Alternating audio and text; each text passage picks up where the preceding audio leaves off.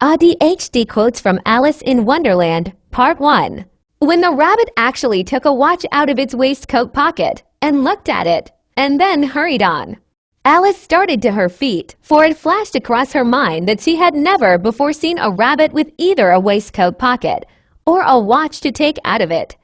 And burning with curiosity, she ran across the field after it, and fortunately was just in time to see it pop down a large rabbit hole under the hedge. In another moment, down went Alice after it, never once considering how in the world she was to get out again. Part 2. She said aloud, "I must be getting somewhere near the center of the earth. Let me see, that would be 4,000 miles down, I think." For you see, Alice had learned several things of this sort in her lessons in the schoolroom, and though this was not a very good opportunity for showing off her knowledge, as there was no one to listen to her, still it was good practice to say it over. Yes, that's about the right distance, but then I wonder what latitude or longitude I've got to. Alice had no idea what latitude was, or longitude either, but thought they were nice grand words to say. Part 3. Alice opened the door and found that it led into a small passage, not much larger than a rat hole. She knelt down and looked along the passage, into the loveliest garden you ever saw. How she longed to get out of that dark hall and wander about among those beds of bright flowers and those cool fountains. But she could not even get her head through the doorway. And even if my head would go through, thought poor Alice, it would be of very little use without my shoulders. Oh, how I wish I could shut up like a telescope. I think I could, if I only knew how to begin. For you see, so many out-of-the-way things had happened lately that Alice had begun to think that very few things indeed were really impossible. Part 4. She went on talking. Dear, dear, how queer everything is today. And yesterday things went on just as usual. I wonder if I've been changed in the night. Let me think, was I the same when I got up this morning? I almost think I can remember feeling a little different. But if I'm not the same, the next question is, who in the world am I? Ah, that's the great puzzle. Part 5.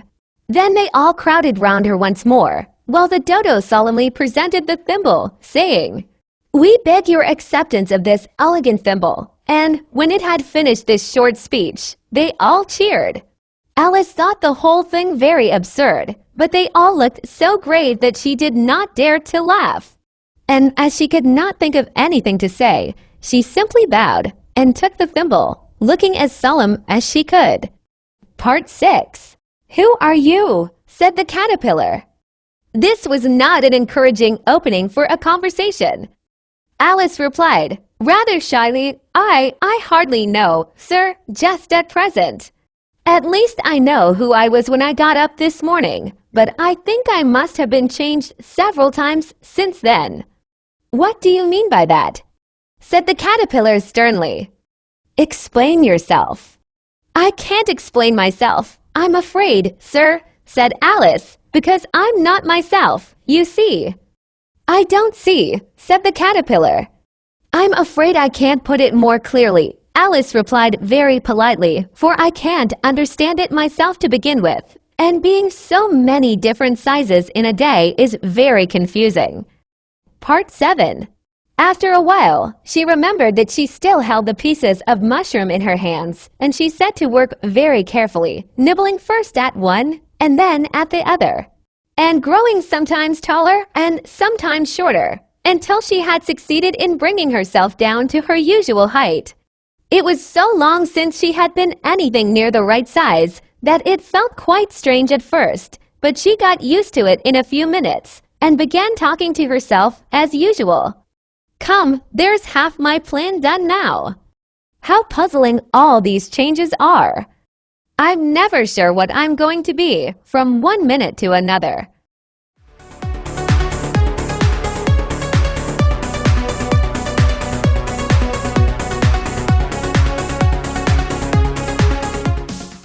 Part 8. Replied Alice, "And I wish you wouldn't keep appearing and vanishing so suddenly. You make one quite giddy." "All right," said the cat, and this time it vanished quite slowly, beginning with the end of the tail and ending with the grin, which remained some time after the rest of it had gone. "Well, I've often seen a cat without a grin," thought Alice, "but a grin without a cat. It's the most curious thing I ever saw in my life." Part 9. One of the jurors had a pencil that squeaked. This, of course, Alice could not stand, and she went round the court and got behind him, and very soon found an opportunity of taking it away. She did it so quickly that the poor little juror, it was Bill, the lizard, could not make out, at all, what had become of it.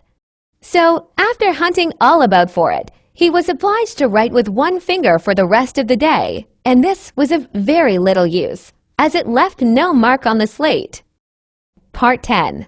"Take off your hat," the king said to the hatter. "It isn't mine," said the hatter. "Stolen," the king exclaimed, turning to the jury, who instantly made a memorandum of the fact. "I keep them to sell," the hatter added as an explanation. "I've none of my own. I'm a hatter." Here the queen put on her spectacles and began staring at the hatter, who turned pale and fidgeted. "Give your evidence," said the king, "and don't be nervous, or I'll have you executed on the spot." This did not seem to encourage the witness at all. He kept shifting from one foot to the other, looking uneasily at the queen, and in his confusion he bit a large piece out of his teacup instead of the bread and butter. Part 11. At this moment the king, who had been for some time busily writing in his notebook, cackled out silence, and read out from his book. Rule 42. All persons more than a mile high to leave the court. Everybody looked at Alice. "I'm not a mile high," said Alice. "You are," said the king. "Nearly 2 miles high," added the queen. "Well, I shan't go, at any rate," said Alice. "Besides, that's not a regular rule. You invented it just now. It's the oldest rule in the book," said the king. "Then it ought to be number 1, said Alice. Part 12. "No, no," said the queen. "Sentence first, verdict afterwards." "Stuff and nonsense," said Alice loudly. "The idea of having the sentence first." "Hold your tongue," said the queen, turning purple. "I won't," said Alice. "Off with her head." The queen shouted at the top of her voice. Nobody moved. "Who cares for you?" said Alice. She had grown to her full size by this time. "You're nothing but a pack of cards." At this the whole pack rose up into the air and came flying down upon her. She gave a little scream, half of fright and half of anger, and tried to beat them off, and found herself lying on the bank with her head in the lap of her sister, who was gently brushing away some dead leaves that had fluttered down from the trees upon her face. Part 13. So she sat on, with closed eyes, and half believed herself in Wonderland, though she knew she had but to open them again, and all would change to dull reality. The grass would be only rustling in the wind, and the pool rippling to the waving of the reeds.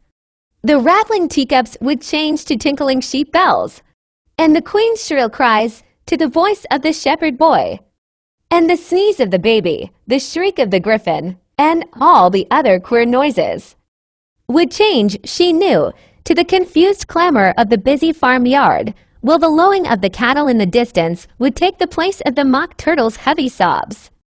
Part 14. Lastly, she pictured to herself how this same little sister of hers would, in the after-time, be herself a grown woman, and how she would keep the simple and loving heart of her childhood, and how she would gather about her other little children, and make their eyes bright and eager with many a strange tale, perhaps even with the dream of Wonderland of long ago, and how she would feel with all their simple sorrows, and find a pleasure in all their simple joys, remembering her own child life and the happy summer days. The end. Thanks for watching.